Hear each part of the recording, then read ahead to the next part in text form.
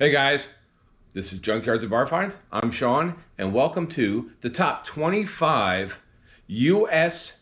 created factory muscle cars that you would have found at a high school in 1984-ish.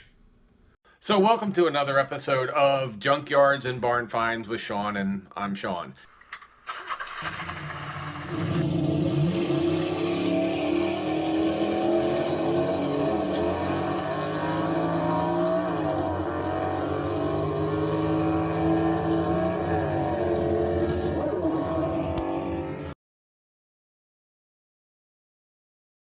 So when I was in high school, I graduated in 84.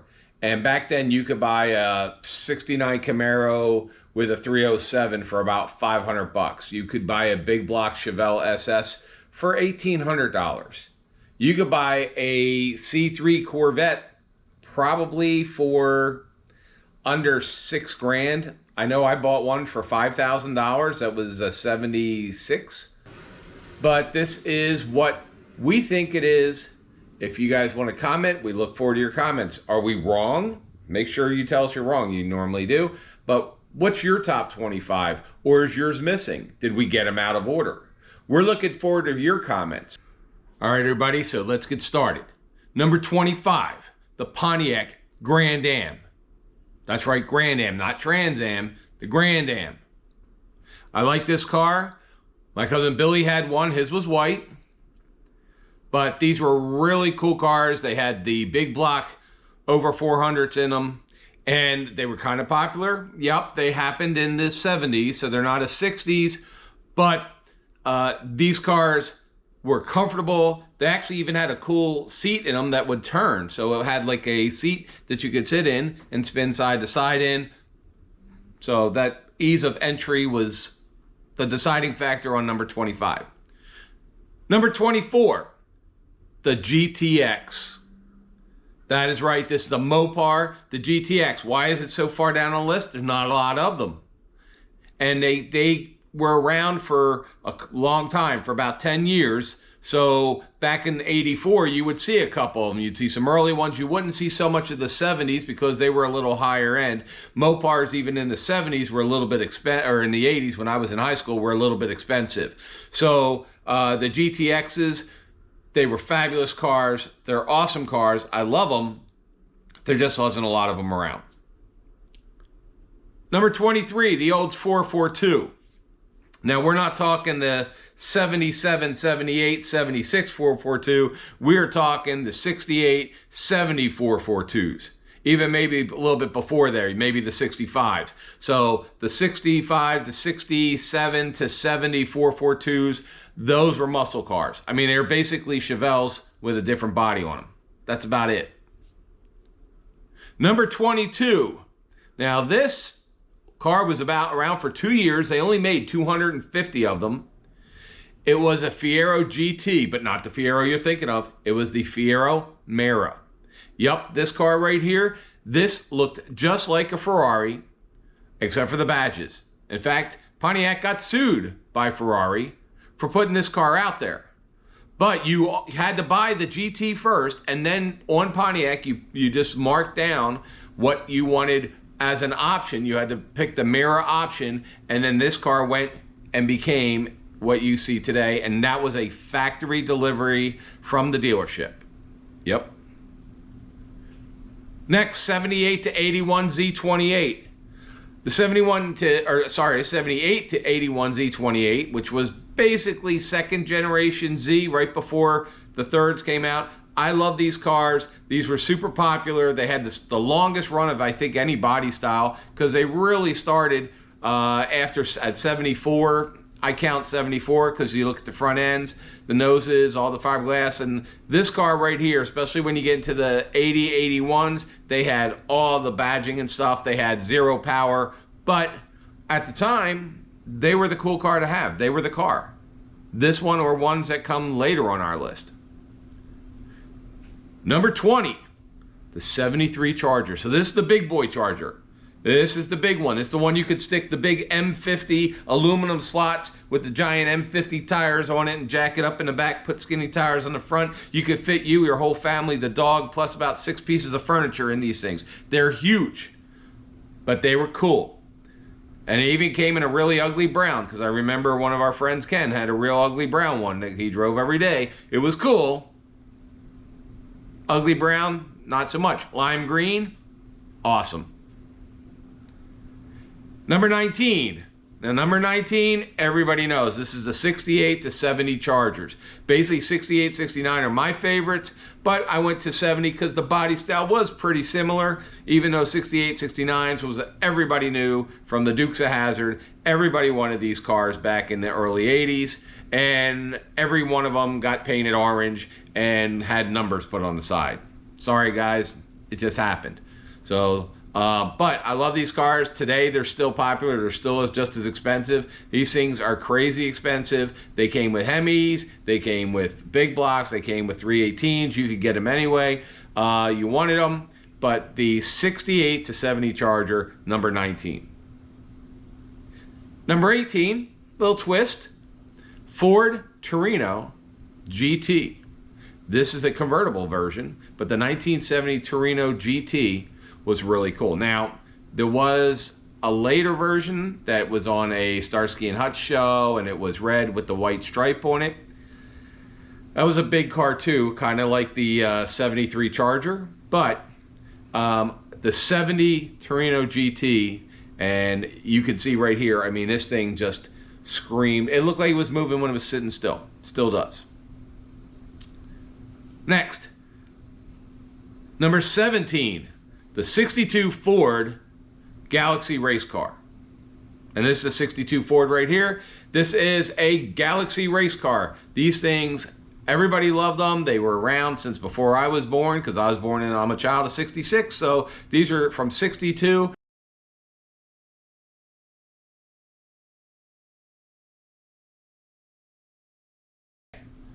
There's just something about these cars. They're iconic. Everybody loves them, especially with all the stickers and stuff on them. They look cool. They're old school. Number 16, Mercury Eliminator Cougar.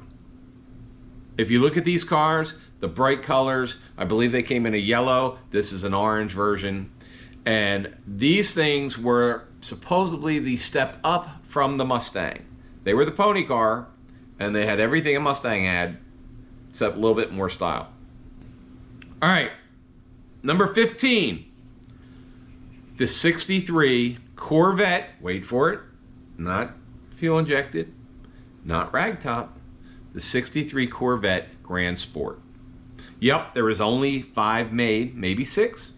Most people say 5. This is the number 4 car right here, but there are a ton more out there, but this car was the Cobra Killer. This car was the Ferrari Killer. This car was the legend that really, really did build the Corvette name. We're not going to put any other Corvettes in here, so if you're waiting for Corvettes, this is the only one. And I do that because I've never considered the Corvettes, and I've owned them, I love them, but the Corvettes are their own kind of class, I think. You could do a top 100 list of all the different Corvettes. We're not going to go there. We're just going to kind of stay here with what I consider muscle cars, but I think that you have to include the Corvette Grand Sport 63 because that was the muscle car. Prior to that, Corvettes were like fun, but they would look like they were treated like they were little MGs. I mean, you remember the very first Corvette had a 6-cylinder. Most people think every Corvette had V8s. No. 53s had 6 cylinders. So this is the V8. This was the big boys. This was the big boy pants that they brought to the party. And that's why I love Corvette Grand Sports. If I had the money to buy a kit, I'd buy one. But right now the kit ones are $100,000. So you can't even buy the kit ones. They, you know, so, but this is the real Grand Sport. This is in the museum down in Naples. It's number 4, even though it says number 3 on it. It's the number 4 car. Hey, they couldn't do math back then. They didn't have calculators or computers. What can you say? All right. Number 14, Mustang Cobra Jets. Not Mustang Cobras. Not the Cobra Jet engine, the actual Cobra Jets. Now, they still sell them. They're factory race cars. This is the only one, this blue one here is the only one that I've seen. This guy is from Canada. He races it. He's been racing it. It has 48,000 miles on it. We found it up here in Bradenton, Florida. And he races it. It's an all-original car. And he still races it. And it's only got 48,000 miles, but it's only been going an eighth of a mile and a quarter of a mile at a time. So what are you going to do? All right, guys, number 13. Number 13 is an iconic car. Even if you don't know cars, you know this one. It is the Bandit Trans Am. It's a black Trans Am with gold all over it. And it comes with a black cowboy hat. Or it didn't, but it should have. But the Bandit Trans Am for Smokey and the Bandit, if you have not seen this, do not even, just shut this channel off and go watch cooking. Because the Bandit Trans Am, even if you're not a Pontiac guy, even if you're not a car guy, even if you're not a guy, if you're a girl, everybody loved the Bandit Trans Am. And this one here that you're looking at is actually Burt Reynolds' Trans Am. This is his Trans Am. Now, we're also going to look at this gold one that's here, that's coming up. This gold one is a Survivor. They came in gold. It wasn't a Bandit, but it was Trans Am. And then, of course, you had after the 77, which basically made that brand. I mean, does anybody really remember Trans Ams before that? Probably wanted a Formula, you wanted the Ram Air, not really. These came out, and then everybody wanted one. But they also came out with the Turbo Trans Am. And there's the Turbo Trans Am I will mix in here with number 13. All right, number 12, the AMC Rebel Machine. Now, a lot of people don't know what an AMC Rebel Machine is, but that's the AMC Rebel Machine. It's the AMC machine. It had a 390 and kicked butt, and it had a red, white, and blue paint scheme, and it was patriotic. This is back after the Vietnam War when nobody was patriotic, and people were demonstrating in the streets, and you go through the street, and you're like, hey, look at my red, white, and blue flag and this car, and come and try to beat me, and you couldn't do it because it was an AMC, which had shelf parts from every other thing. So if you beat somebody, they would just say, oh, well, it wouldn't have beat me if it didn't have Ford parts, or it wouldn't have beat me if it didn't have Chevy parts, or it wouldn't have beat me if it didn't have a Mopar or something in it. Because AMC, they took parts from everybody. And then they went away, except for their Jeeps and those weird Eagle things, which was sad. All right, number 11, the AMX. Now, this is also an AMC. Everybody knows the AMX. And I'm talking to you AMX guys, just because it had a back seat doesn't mean it wasn't an AMX, because some AMXs were made, there was AMX and there was Javelins. And then there was the AMX Javelin. And I'm sorry to all the other people that want to make comments here, because there's going to be about 12,000 comments from everybody who owns an AMX saying, there is no back seat, Sean. If it's a back seat, it's a Javelin. And all the AMX Javelin guys are going to say, I beg to differ, because that's what they did all day long when we put this video up originally. But I love AMXs. In fact, they're on our shirts. They're on our cups. So I love the red, white, and blue scheme of the AMX. It's awesome. And that's about it. All right, next. So you guys, we're getting into the top 10. Top 10. So top 10, you got to go with at least one 67 to 69 first generation, either SS or Z28 Camaros. Okay, now I didn't want to pick the SS or Z28 now the RS is not an SS. You could take RS and you can have an RS Z28, you could have an RS SS, but the RS was the lights and other package. But you either got SS motor or you got Z28 motor. Z28 motor, 302.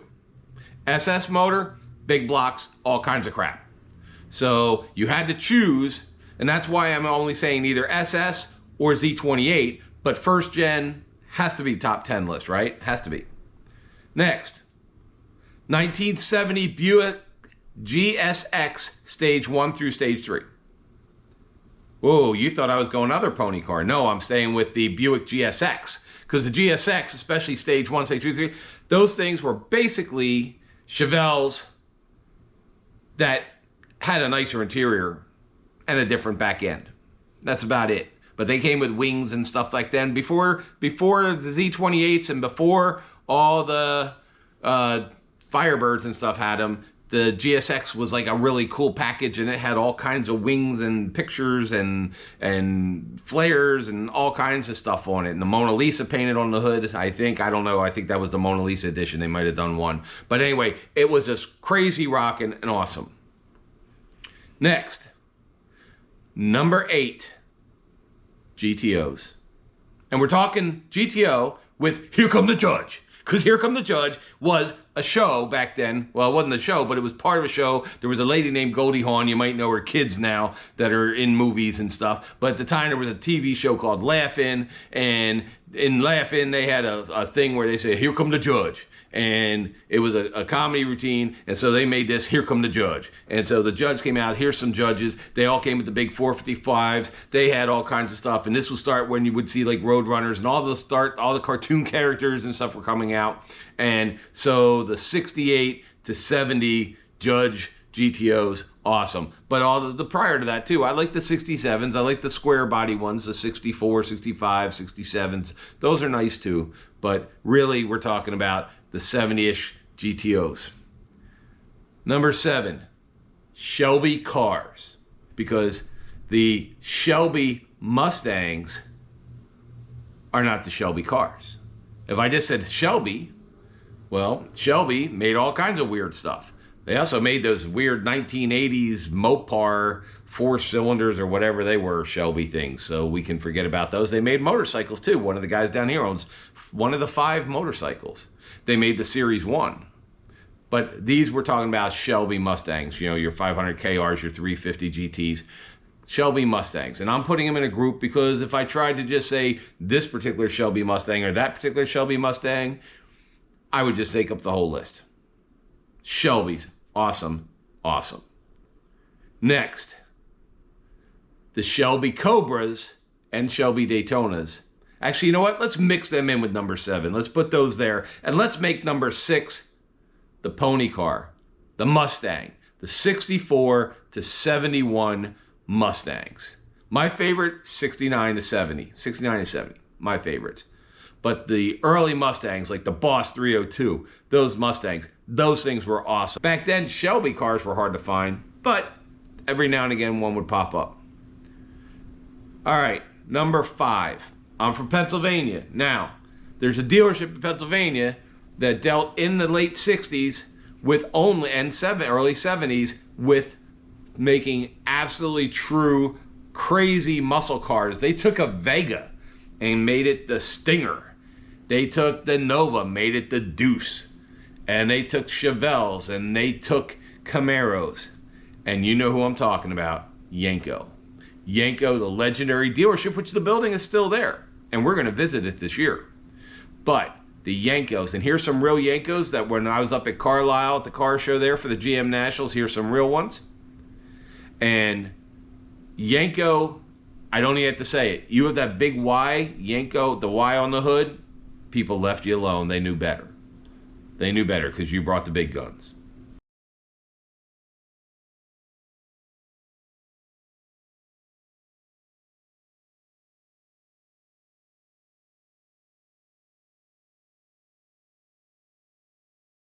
Next, my favorite car in the world. You guys know it. I've owned some, love them, and now they're worth more than a house. Instead of being into real estate, should have just bought a whole bunch of Chevelles at the time and kept them. 70 Chevelle, big block, any big block, super sport. Has to be a super sport. Has to be a big block. Has to be a 4-speed. You know what? I'm older. I could do with an automatic. Back then, 4-speed. Best car ever made. $1,300 I paid for my first one. Most expensive one I ever paid for was $1,800. I owned about 5, although one was a 71. But awesome cars, love them. Everybody loves them. Back then, they weren't as popular as the Camaros, to be honest with you. The Mustangs, Camaros were more popular, more expensive, but the Chevelle is the one that came out on top over history. All right, number 3, the Hemi Billboard Cudas. This is a Hemi Billboard Cuda convertible. I love the billboard. If it says Hemi on there, back in the day, now you guys here, nowadays, everybody has a Hemi. You can get a Hemi in a station wagon. Actually, you can get a Hemi in a station wagon. You can get a Hemi in anything. back in the day, in the 80s, they had stopped making Hemis. So if you had a Hemi, it sat in a box, in a crate, in a garage, because you didn't want to blow it up. But then there were some people that had these Hemi Cudas. The Challengers were, where I was in Pennsylvania, Challengers were a little bit more rare, and they did have Challengers. And I love the Challengers. And actually, I'll be honest with you, I like the 70, I like the 71, I like the 72. I like that body style. I like the early ones, but I like the 70 through 72, 73. Those body styles are awesome for the Cudas and the Challengers, to be honest with you. I would take any of them. The Hemi Billboard, though, top of my line. All right, number 2. This car, back in the day, did not even look like anything at all that would be made by a U.S. manufacturer. But as we all know, it's legendary. It has a big block, or had big blocks in them. And if I'm going to include some of these other cars before, I got to include this. It is a Ford GT40. The 66 flavor. Yes, they have a 2005. Yes, they had a newer one after that. But we're talking the 1966 flavor, the early ones, the 66, 67 flavors. Those GT40s. Crazy, rare, awesome. Go watch the movie.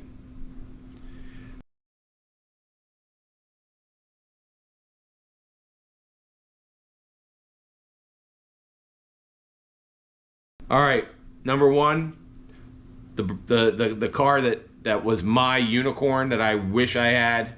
That if we win the lottery tomorrow, I will be looking them one up and buying one in every color from that dude in Canada that has them up on for sale, that had the video that went up on YouTube. And that is the 70 Plymouth Superbird / 69 Dodge Daytona. It's the 70 Plymouth Superbird, 69 Dodge Daytona, number 1, wing cars. I'm not talking the Daytona that Shelby made that we saw earlier. I'm not talking the Daytona that they made in the 80s on that laser platform or whatever that thing was. I am talking about the big giant wing, the big giant motor, the engine, the car that outran its tires, the car that's been so fast. It's the only car that was so fast that even the Talladega from Ford didn't get kicked off the track. But NASCAR said, you know what? Yeah, we're racing, and we're a race team, and we want you to go fast, but you got crazy. You went a little up, so we're not going to let you race. I mean, when on earth, when in the history of car racing, has a racetrack said you can't race because you're too fast? Because you win everything. That don't happen. I mean, maybe in the Olympics with some dude with gold shoes, possibly. But you were talking NASCAR. And they're like, well, you have to sell it. Yeah, we sold 2,500 of these things. I mean, a lot of dealers took the wing off, took the nose off, put them back to looking normal, which, by the way, talk about your sleeper. Holy crap. But a Hemi, wing, Superbird, or Daytona, number 1, holy grail of cars. We know it. You guys know it. It is what it is. I don't care if you're Mopar, Ford, AMC, whatever. Chevy, you know that when a Superbird comes by with a Hemi on it, that you just kind of smile, wave, and you don't rev the engine because you don't want to be embarrassed. All right, so that is our top 25. Do you agree with it? Do you not agree with it? Let me know. Put in comments. Do you think these are the order that I put them in? I put these in because these are the cars that I think are the coolest cars that came out 60s, 70s, maybe up to about 1980 something. Yes, the Fiero was a little into the 50s, but I think that is cool. If you've never seen one, they look really cool in real life. All right, thank you guys. Remember, go to the store, get shirts. This is our shirt for the new tour coming up this summer. We've got these, we've got hoodies, we've got baby stuff, we got all kinds of stuff. We got 13 different designs. We got more going in there. So please do that. Please like, please comment. I am interested. Do you agree with this? What did I miss? I know I missed somebody. Somebody's going to be on here all upset that I missed them. So tell me, what did we miss? Are we in the right order? What's your favorite car? I want to hear about it. Where it says merchandise store right here, merchandise store link, you will see it says https://junkyards-barn-finds, and you click on that, and it's going to take you here.